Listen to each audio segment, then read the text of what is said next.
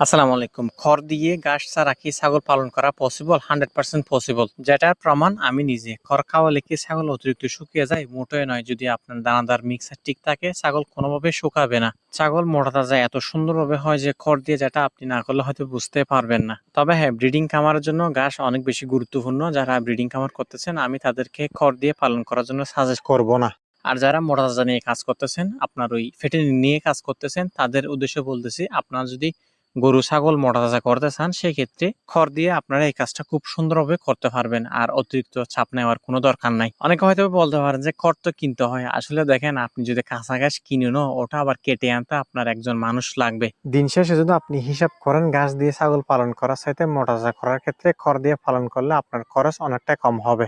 আর যদি আপনি ঘাস দিয়ে পালন করতে চান মোটা তাজা করার ক্ষেত্রে, আপনি একটু হিসাব করলে বুঝতে পারবেন যে আপনার খরচ একটু বেশি হচ্ছে। তার অন্যতম কারণ, বাংলাদেশের প্রত্যেকটা স্থানের মধ্যে এখন আপনার কৃষি জমির দাম হচ্ছে আগের সাথে অনেক বেশি। আপনি যদি 1 বিঘা জমি আমাদের এখানে যে লিস্ট নিতে চান 1 বছরের জন্য, 24,000 টাকা ওকে দিয়ে দিতে হবে 1 বছরের কাজ না বাবদে। পাশাপাশি হচ্ছে আপনার জমি আপনার করতে হবে, তারপরে লেবার দিয়ে এগুলো রোপণ করতে হবে, পরিচর্যা করতে হবে।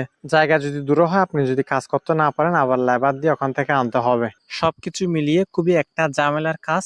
যারা ফেটে নিয়ে কাজ করতে চায়, অনেকে আমাদেরকে অনেক ধরনের কোয়েশ্চেন করে। তার মধ্যে অন্যতম হচ্ছে, আমরা কি ফিট খাইয়ে ছাগল মোটা তাজা করাতে পারবো? তার সরাসরি উত্তর হচ্ছে না। কারণ বাংলাদেশের মধ্যে যে সমস্ত ফিট গুলো পাওয়া যায়, ওগুলো হচ্ছে গরুর আর হচ্ছে আপনার মুরগির। ছাগলের জন্য বাজারে আজ পর্যন্ত বাংলাদেশের মধ্যে কোনো ধরনের ফিট এখনো আসে নাই। বিষয়টা আসলে এরকমই নয় যে মুরগির ফিট কিংবা আপনার গরুর ফিট খাওয়ালে আপনার ছাগল মোটা তাজা হবে না। খুব সুন্দর মোটা তাজা হবে, কিন্তু দিন শেষে এখানে খুব বড় একটা রিস্ক রয়ে যায়। সেটা হচ্ছে আপনার মুরগি বলেন কিংবা গরু বলেন, ওদের ফিডের মধ্যে প্রচুর পরিমাণ ফসফরাস রয়েছে, যেটার ফলে আপনার ছাগলের প্রস্রাব আটকে যাওয়ার অনেক বেশি চান্স রয়েছে।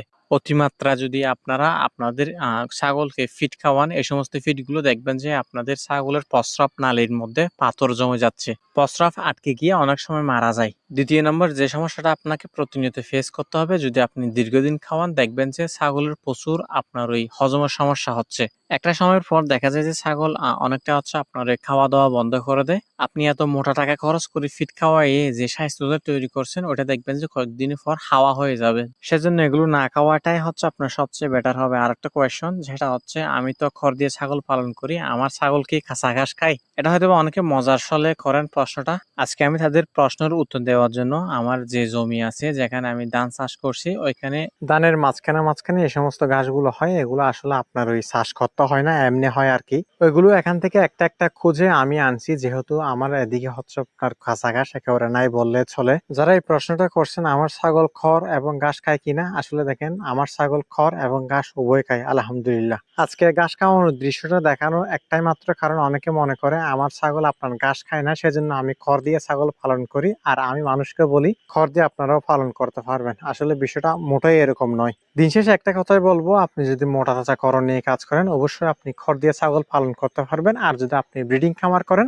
খড় দিয়ে ছাগল না পালন করাটাই বেটার হবে। কারণ মাঝে ছাগলের আপনার বাচ্চা দেওয়ার সময় কিংবা আপনার গর্ভ অবস্থায় ছাগলের প্রচুর পরিমাণ পুষ্টির ঘাটতি পড়ে, যেটা আপনার কাঁচা ঘাস দিয়ে অনেকটাই পূরণ হয়। আবার কিছু কিছু স্থানের মধ্যে দেখা যায় যে আপনার বছরের মধ্যে প্রায় 8 থেকে 9 মাস কাঁচা ঘাস পাওয়া যায়, আর 3 থেকে 4 মাস আপনার কাঁচা ঘাস একেবারে পাওয়া যায় না বললে চলে। ওরা কি আপনার ব্রিডিং খামার করতে পারবে? হ্যাঁ, অবশ্যই করতে পারবে ব্রিডিং খামার। তবে হ্যাঁ, এখানে একটা কাজ আপনাদের সবসময় মাথায় রাখতে হবে, সেটা হচ্ছে কাঁচা ঘাসের বিকল্প হিসেবে আপনারা বিভিন্ন ধরনের সাপ্লিমেন্ট ইউজ করতে পারেন। আমি ভিডিও করা পর্যন্ত একটা কমন কোয়েশ্চেন আপনাদের কাছে পাচ্ছি, সেটা হচ্ছে কিভাবে ছাগলের খামার শুরু করব।